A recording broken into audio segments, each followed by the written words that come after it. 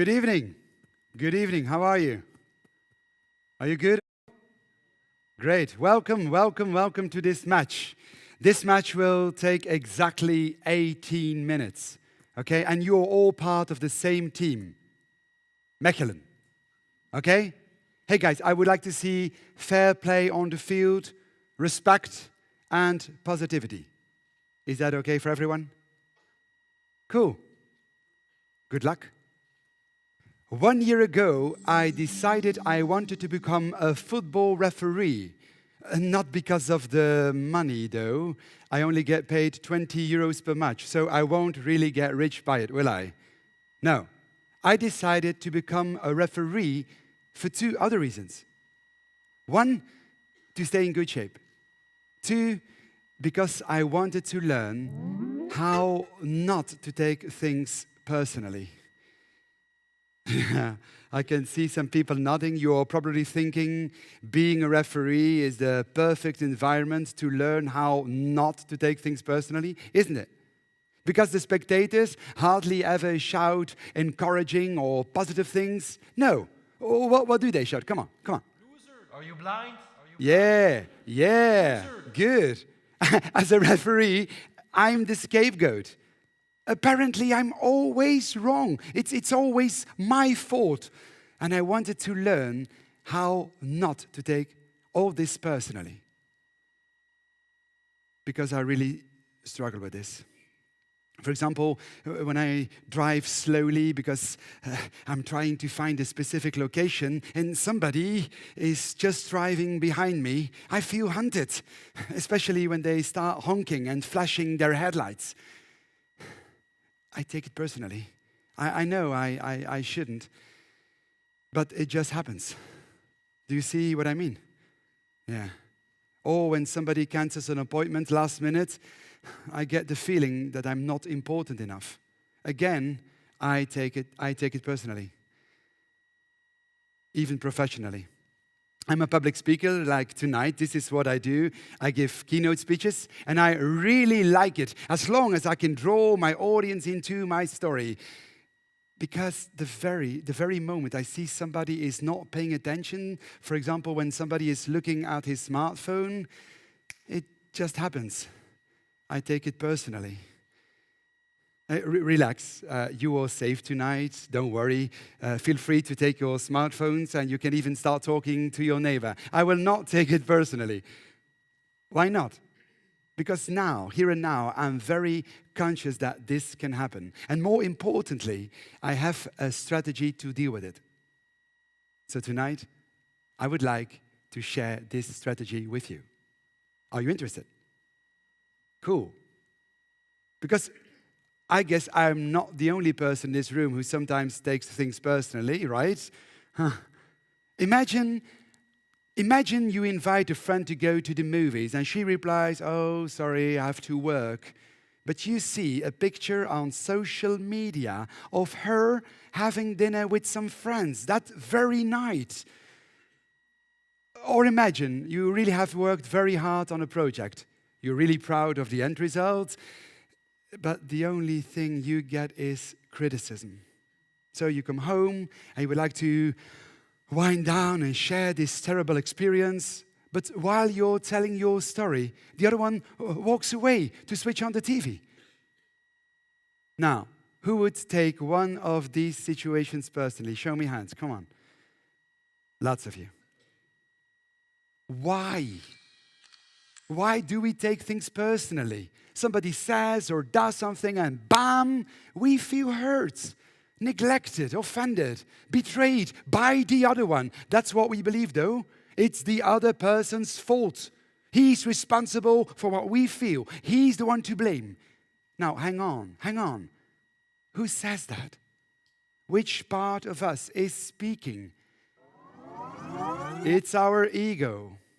Our ego thinks that others should take us into consideration. Our ego doesn't want to be criticized. Hell no. Our ego wants to be acknowledged. I'm right. Is this what you want? Do you want to be right? That's exhausting.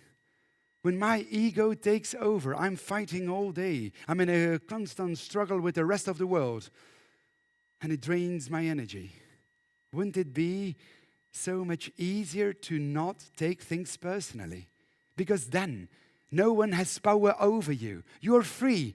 You experience much more harmony and connection between you and other people. Of course, because your energy can go towards nice things instead of endlessly battling against the things that drive you crazy. So the question is, do you want to be right, or do you want to be happy? I know what some of you are thinking. I will make sure I will be happy by being right.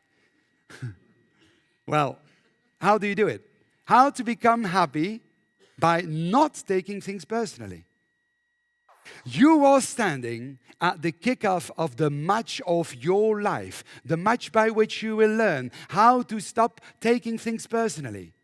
So as a referee, I brought my coin for the toss. And every coin has two sides, heads or tails, and they stand for two strategies. Two strategies to no longer taking things personally. Sir, good evening.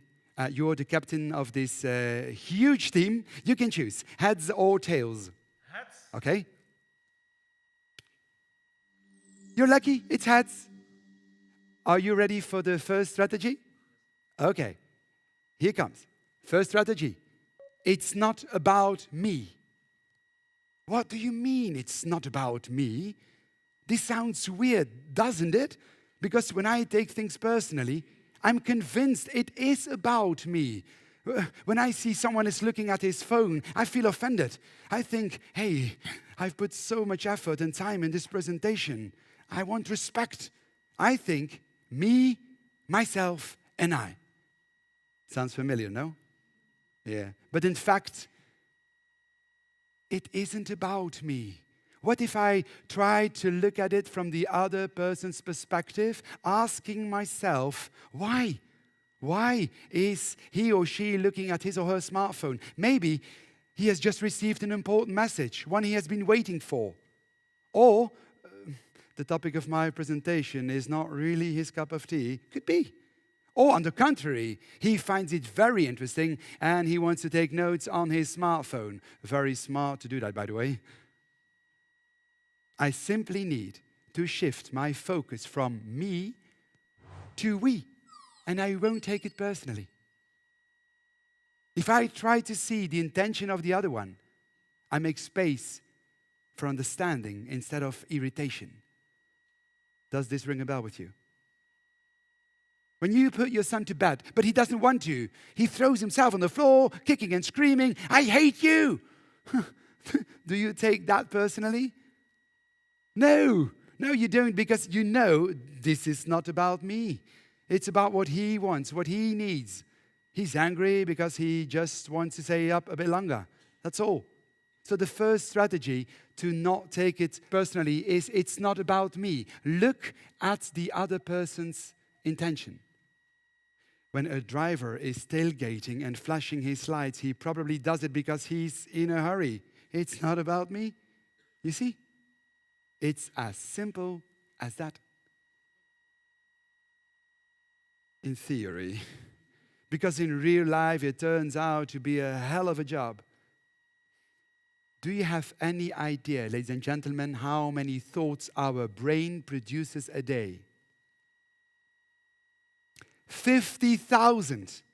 And guess how many of them are positive? Only 10,000. So this means that 80% of what we think are negative thoughts. That's a lot, isn't it? When you see two colleagues talking to each other and just then they look at you and they start laughing, do you think, oh, they must have noticed my new shoes and they want them too? Now, what do you think? Darn, they're laughing at me. They're gossiping about me. So it takes a lot of effort to correct yourself and say, hang on, I have no clue. They might be laughing about something that has nothing to do with me. So seeing the positive intention of the other one requires a lot of discipline and training. And that's why I became a referee.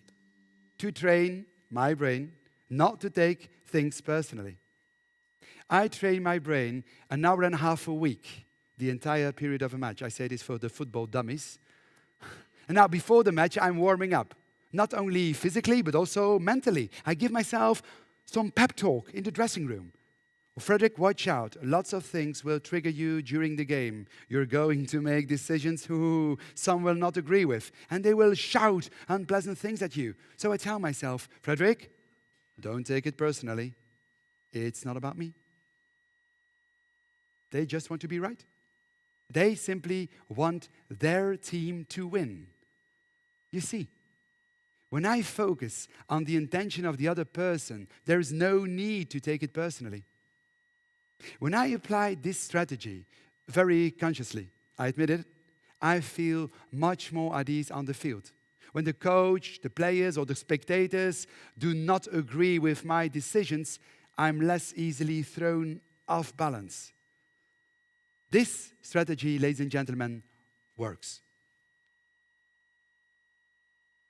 But not always, unfortunately, because some words they shout at me, like here, do really hit a raw nerve. You're a loser. Choose another hobby. You know what? Go fishing.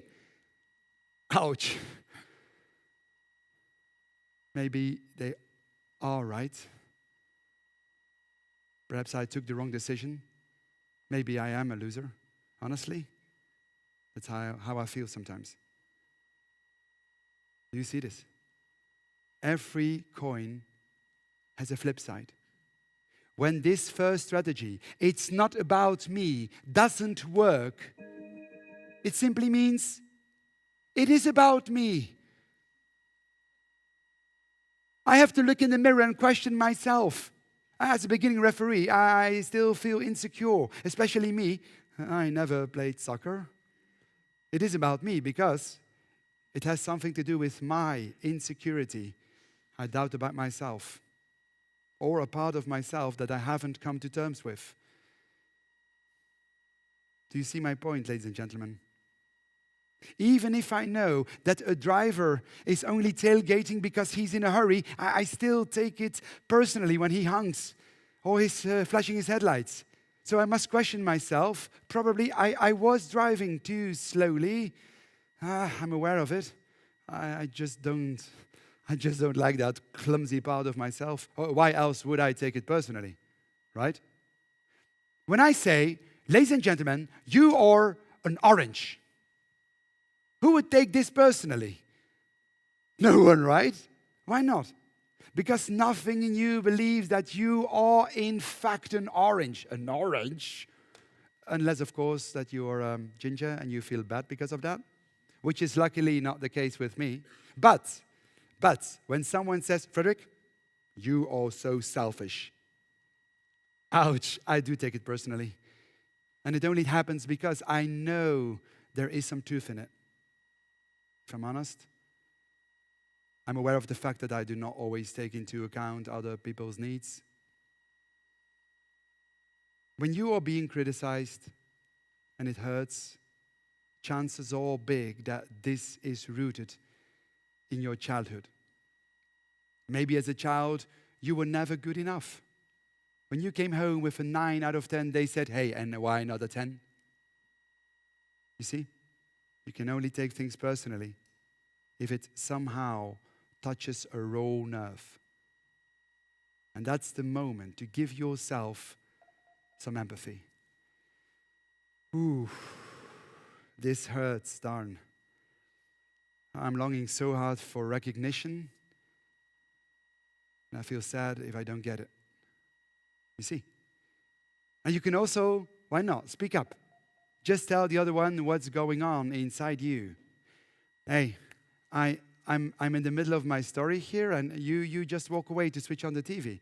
It feels as if you don't care about my story. It's not nice. By opening up, by being vulnerable, by telling what you feel without blaming the other one, you increase the chance that the other one will understand you and take your needs into account. You see what I mean?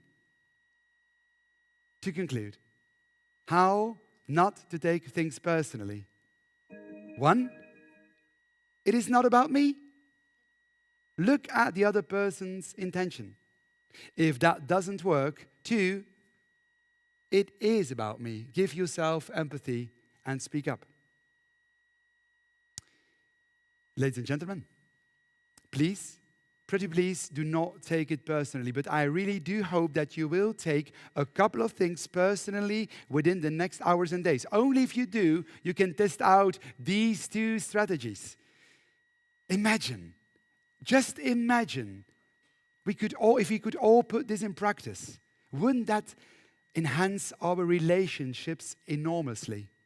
Together we could create a better world. Wouldn't that be great? And as a referee, I even earn some money by it. Who would also like 20 euros to learn how not to take things personally? Show me hands. Show me hands. Oh, so many. Who still wants the 20 euros now?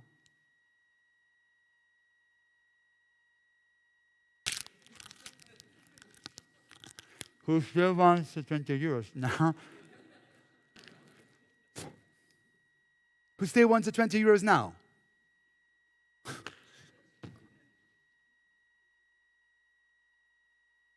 And who still wants them now? Why do you still want these 20 euros? Because it's still 20 euro.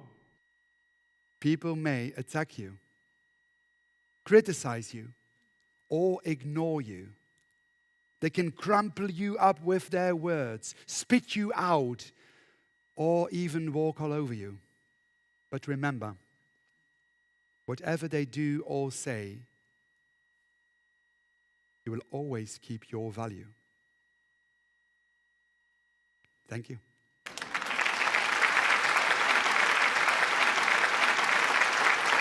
Thank you.